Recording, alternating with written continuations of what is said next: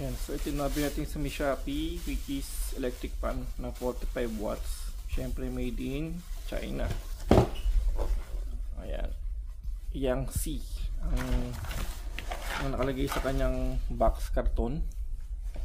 Ayan, from Plush Shopee. Yangtze, pero yung ito sa kanya ano, Yangtze talaga siya. Pero sa mismong pinag-orderan natin, iba yung brand niya nakalagay. Pero anyway, ito din yung itsura naman din niya.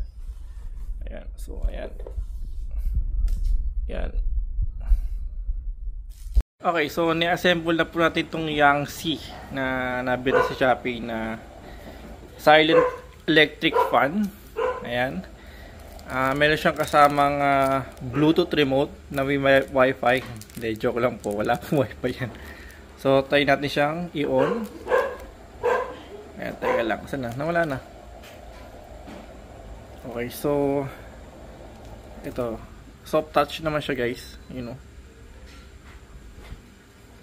2 and 3 and okay, 1, 2, 3. Yan. Okay. So yung pang 4 mode niya, ayan. Pwede siyang gumalaw-galaw, ano, left and right lang naman yan eh. Magtaka tayo pagka up and down. Joke lang. So yun siya, oh. At ano siya, guys, eto, no. So 45 watts din siya, no.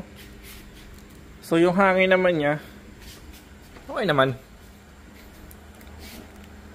Sakto lang.